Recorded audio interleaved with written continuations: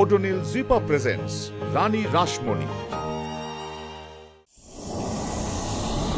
আমার দ্বারা ওসব নেকা পড়া হবে না দিদমা।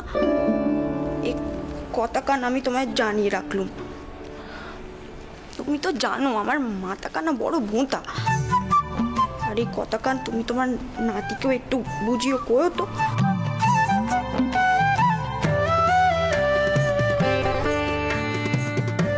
ওসব নেকা মকসু করা ও আমার কাজ নয় বাপু।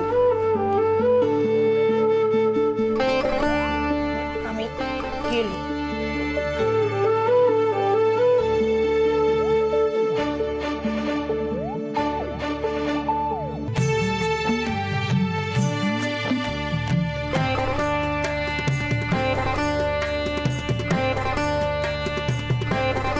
ও ভোপাল, তুমি এখন তুমি এত তাড়াতাড়ি ফিরে এলেছে ভাই? ওইদিকে আবার কোনো কারণে কাজ বন্ধ হয়নি তো? না দিদমা, সুখবর আছে। দক্ষিণেশ্বরের ঘাট বাঁধানোর কাজ হয়তো আর 2-1 দিনের মধ্যেই শেষ হয়ে যাবে। আজকেই অনেকটা কাজ এগিয়ে গেছে। বাবা মশাই আর মেশোবাবু বললেন আমাদের আর ওখানে থাকার কোনো প্রয়োজন নেই। ওরা দুজনেও এখনই ফিরে আসছে। ভালো করেছো ভাই, তাড়াতাড়ি ফিরে এসে খুব ভালো করেছো। মা,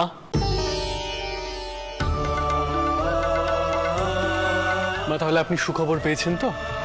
কাল বা পরশুর মধ্যে সব কাজ শেষ হয়ে যাবে, তারপর আপনি আপনার মন্দিরের কাছে হাত দিতে পারবেন।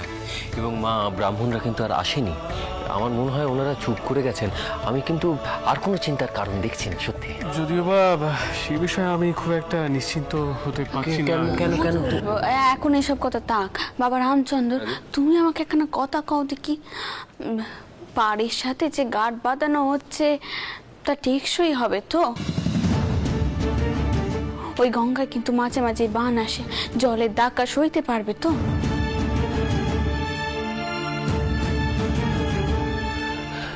মা দেখুন, জলের ধাক্কা না সইবার তো কোনো কারণ দেখছি না। যদি মাল মশলার কথা বলেন, আমি নিজে দাঁড়িয়ে থেকে সমস্ত মাল মশলা কিনিয়েছি। তারপর আমাদের ঠিকাদার মশাই, তিনিও দক্ষ মানুষ, তিনি তো খুব ভালোভাবেই কাজ করছেন। আমি তো পরিমাণেও কোনো খামতি রাখিনি এবং দামের দিক থেকেও কোনো রকমভাবে কার্পণ্য করিনি। বাহ, সে তো খুব ভালো কথা। তা মতুর, তুমি একবার পরীক্ষা করে নিয়েছো তো? মা, আটামশাই নিজে যখন দেখে নিয়েছেন তখন আমার আর দেখার দরকার নেই। তা অবশ্যই ঠিক ঠিক কথাই কয়েছো। যাও বাবারা, তোমরা এবার গিয়ে একটু বিশ্রাম নাও। এই পাত তৈরি করার কাজে অনেক রাত জাগতে হয়েছে। যাওয়ার দেরি করে বিশ্রাম নাও, কে যাও। আগে মা।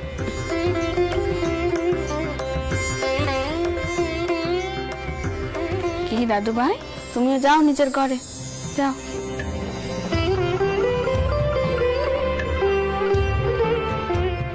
ঠাকুর, তুমি দেখো ঠাকুর, আর যেন কোনো বাধা বিপত্তি না আসে। তুমি দেখো।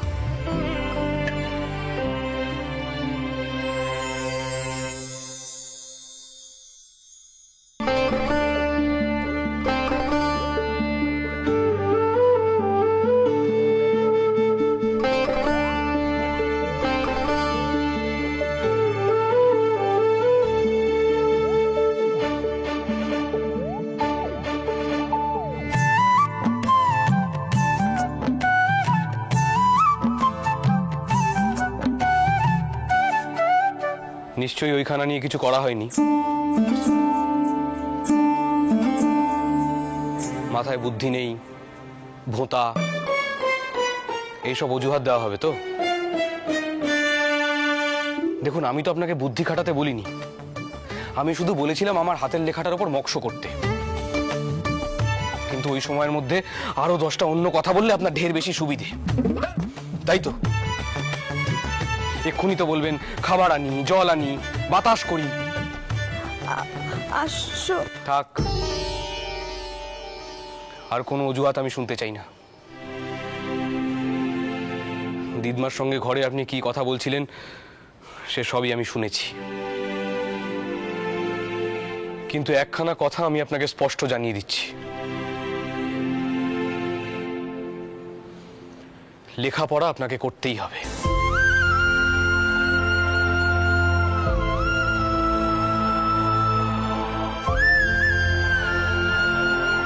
আমি চাই না মেয়েরা মূর্খ হয়ে থাকুক। দেখুন, আমি চাইলে আপনাকে কোনো স্কুলে ভর্তি করে দিতে পারতাম, কিন্তু সেখানে পা রাখার আগেও তো আপনাকে সামান্য কিছু শিখতে হবে। স্কুল, মেয়েদের স্কুল, পাঠশালা, এবার বুঝতে পেরেছেন? এখনই খাবার আনা, শরবত আনা এসব না করে দয়া করে স্লেটটা নিয়ে আমার লেখার উপর মক্স করতে বসুন, অন্তত 50 বার। 50 বার। ওমা ঠাকুরপো, তোমরা ফিরে এলে? পেশন্য, এই পেশন্য, ঠাকুরপোকে শুধিয়েছিস রেতে কি কাবে?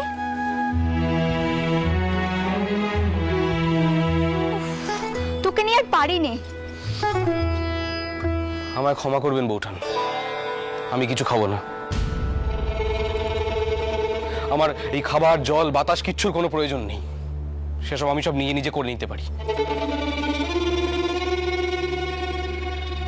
শুধু দয়া করে আপনার ছোট যাকে বোঝান, আমি যা বলছি তাই যেন অন্তত করে,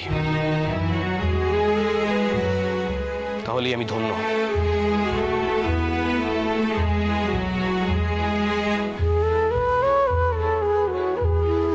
ও দিদি, এবার আমি মরেই যাব। এদিকে এসো। এই দেখো, দাগখানা মুছে গেছে, আর এইটাও ভেঙে গেছে। আমি আর এই ঘরে থাকবো না, আমি আর আসবো না এই ঘরে, একটিবারও আসবো না।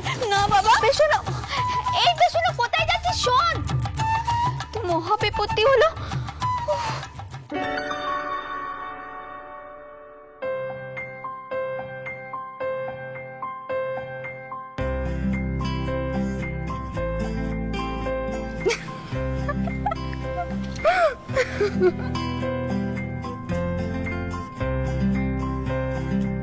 বৌঠান, কি হয়েছে? কি এত হয়েছে কিসে? এমন কাণ্ডি হয়েছে ঠাকুরপো, তোমার আর কি কইবো। কি হয়েছে? শোনো, তোমার ভাই তার নতুন বউকে লেখাপড়া শিখে মেম তৈরি করবে। এই দেখো, এই হলো তার ফল, বুঝলে? শোনো নে ঠাকুরপো, বউকে কিন্তু এখন গোপাল চাউরপুর আশেপাশে যেতে দেওয়া চলবে না। তুমি একটিবার কথা কইবে ঠাকুরপুর সাথে? আমি আর কি কথা বলবো ভূপালের সাথে বলুন তো বৌঠান? তাকে আমি বলবো সেজন্য প্রসন্নকে পড়াশোনা না শেখায়? সে কি মানবে আমার কথা? সবার তো সবকিছু হয়নি ঠাকুরপো। পেশন্য সরল সাদাসিধে, ঘরের কাজকর্ম জানামে, আর অধিকাংশ মেয়ে তো তাই হয়। কিন্তু পেশন্যকে লেখাপড়া করানো যাবে কি? এখনো পর্যন্ত দুজনকে ঠিকভাবে চিনে উঠতেই পারলে না। আর এরই মধ্যে গোপাল চাউরপুর মাস্টার হয়ে গেল। আচ্ছা বৌঠান, আপনি তো ভালো করেই জানেন ভূপালের বরাবরই শখ ওর বউ যেন পড়াশোনা জানে, সে যেন শিক্ষিত হয়। সবার সব ইচ্ছে পূরণ হয়নি ঠাকুরপো। যা সত্যি সে সত্যি নিয়েই মানতে হয়। যেমন তোমার বর্তা, তিনি তো এখনো পর্যন্ত মানতেই পারেনি তার বউ লেখাপড়া জানে। কেউ প্রশ্ন করলে সে প্রশ্নের উত্তর দিতে পারে। তাতে কি কোনো না বয়েছে?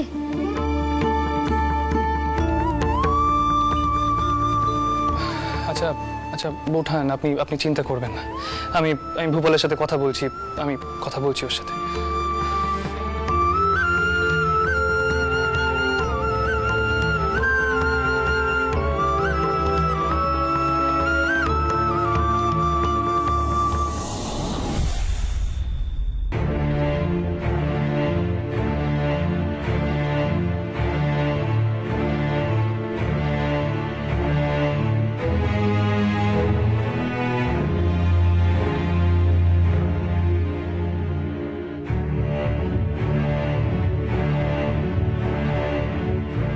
এবারে মন্দিরে নকশা তৈরি করাতে হবে, বুঝলে?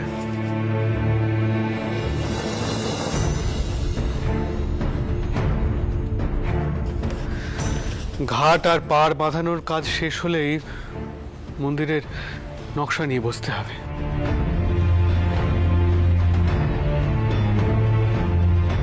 তবে ঘাটটা তৈরি হয়ে গিয়ে খুব ভালো হয়েছে, জানো। মালপত্র নিয়ে নৌকোগুলো যখন আসবে ওই ঘাটে ভিড়তে পারবে। জানো জগদম্বা, আমার খুব ইচ্ছে বড় কোনো সাহেব কোম্পানিকে দিয়ে মন্দিরে নকশা তৈরি করাবো। যদি বা আটামশাই আপত্তি জানাচ্ছিলেন, তবু আমার মনে হয়। কি হয়েছে বলো তো? তুমি এমন চুপ করে আছো কেন? কি হয়েছে? আপনি জানতেন আপনার ব্যাটার লেখাপড়া জানা মেয়ে পছন্দ ছিল? অবশ্যই তা হবে নাই বা কেন, সে তো নিজে কলেজে পড়েছে। তার ভাবনা চিনতে রুচি ভাব সবার থেকে তো একটু আলাদা হবেই। আর আর আমিও তো চেয়েছিল আরো অনেক বেশি পড়াশোনা করব, কিন্তু কিন্তু তা তো আর হলো না। তাছাড়া বয়সে বড় লেখাপড়া জানা মেয়ে তো আর হিন্দুর ঘরে পড়ে থাকবে না। আচ্ছা, আমাকে একটা কথা বলো, যে এতদিন পর এখন এইসব কথা কেন উঠছে? কি হয়েছে একটু আমার স্পষ্ট করে বলবে?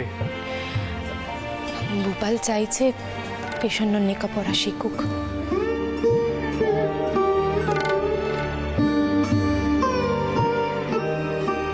বাহ, এ তো খুব ভালো খবর।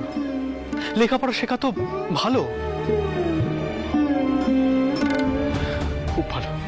হ্যাঁ হ্যাঁ, শিখুক শিখুক, বৌমা লেখাপড়া শিখুক। আমি চাই শিখুক। লেখাপড়া শিখলে না মনের সব অন্ধকার দূর হয়ে যায়, জানো। শিখুক। ও বাবা গো, সুরটা ওরা দেখছি একই কইছে। তিনিও চান আমি লেখাপড়া শিখি। কিন্তু আপনি আমাকে কোন, সবার দ্বারা কি সব কাজ হয়?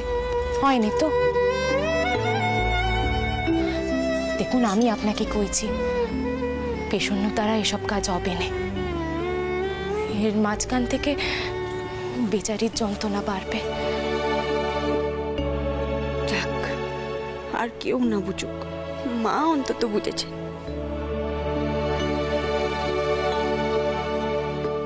আমাকে একটা কথা বলো তো, বৌমা কি নিজে থেকে বলেছে যে সে লেখাপড়া শিখতে আগ্রহী নয়? হ্যাঁ, কয়েছে। বেচারি তো ভয় পেয়ে আটকানা হয়ে গেছে। আর আপনি তো ভূপালের মেজাজের ব্যাপারে খুব ভালো করেই জানেন। ভূপাল ওকে কি লিখতে দিয়ে গিয়েছিল, তা লেখেনি বলে সেই নিয়ে। তুমি ভূপালকে বাধা দিও না, বরং বৌমাকে উৎসাহ দাও। তাকে বোঝাও যে লেখাপড়া শেখাটা কতটা দরকার।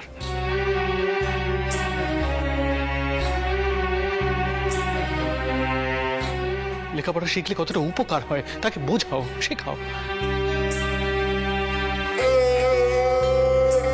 ও, তাহলে আপনি আপনার ব্যাটার হয়েই কথা কইবেন তো? না, আমি কারোর হয়ে কথা বলছি না।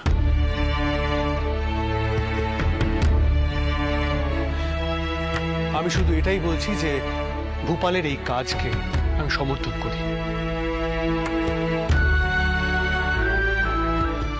সে তো ঠিক কাজই করছে।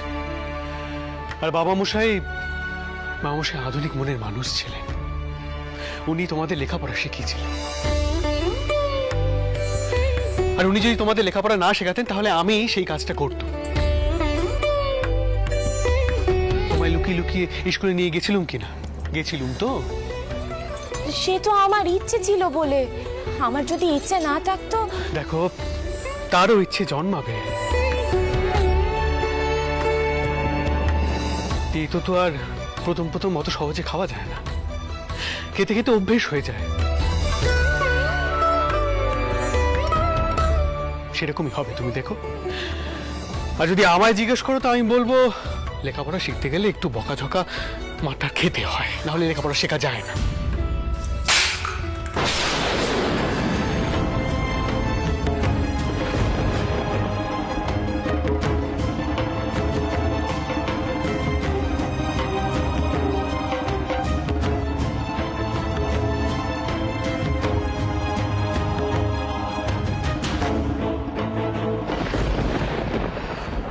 হলো তো? আপনার এসব কথা শুনে বেচারি ভয় পেয়ে পালিয়ে গেল। সত্যি বাবু, আপনার আপনার ব্যাটার স্বভাব না একেবারে সমান।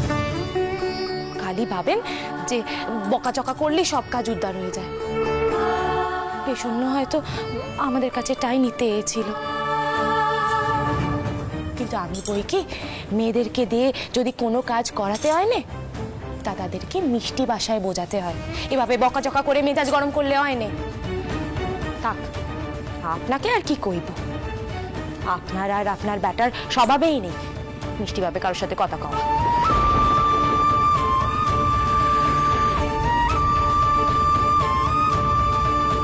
কি রে, কে আছিস সেখানে? খাবারটা তুলে মুছে দিয়ে যা। চাপ বাবা, এও আমার দোষ হয়ে গেল। এরপর বলবে আমি রাগারাগি করি। ছেলের কোনো দোষ দেখলে তার দায় এসে পড়ে আমার। আশ্চর্য।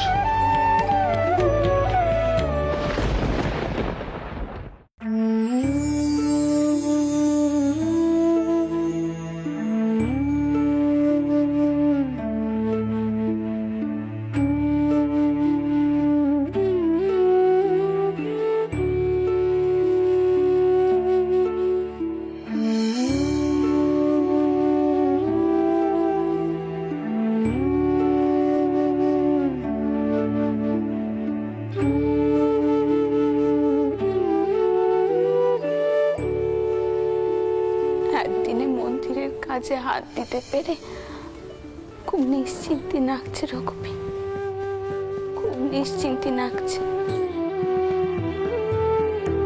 আমি যেন বড় শান্তি পেলাম। যেভাবে পরপর বাধা বিপত্তি আসছিল, আমি তো খুব ভয় পেয়ে গিয়েছিলাম।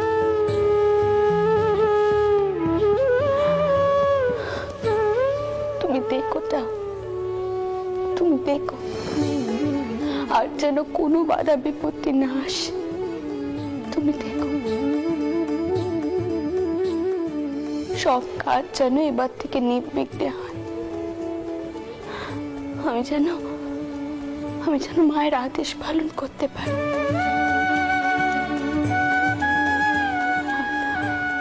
আর যদিও বা বাধা বিপত্তি আসে, আমি আর ভয় পাবো না, আমি আর ভয় পাবো না। আর সাহস হারাবো না। আমি তো সাহস হারালে চলবে না, তা আমি খুব ভালো করে বুঝে গেছি। আমি সাহস হারালে চলবে না, আর সাহস হারাবো না, আর না।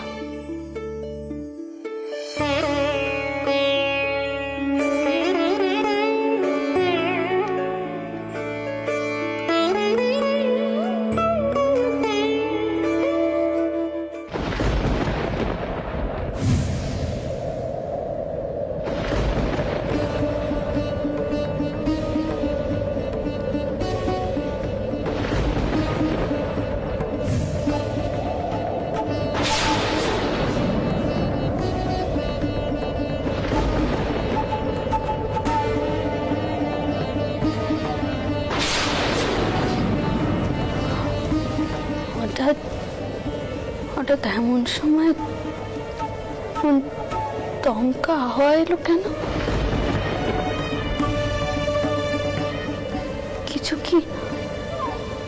কি ইঙ্গিত করতে চাইলো?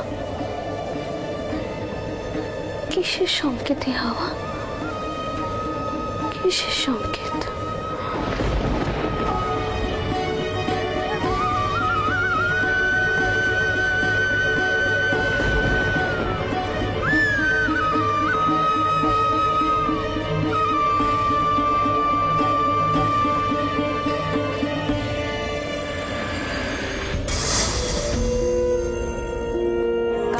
যেন পদ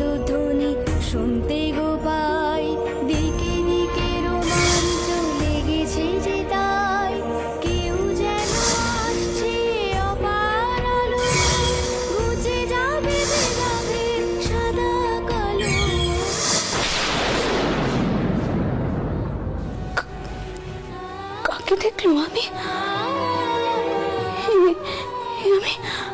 আমি কাকে দেখলো? কিসের ইঙ্গিত দিতে চাইছে আমায়? কিসের ইঙ্গিত দিতে চাইছে?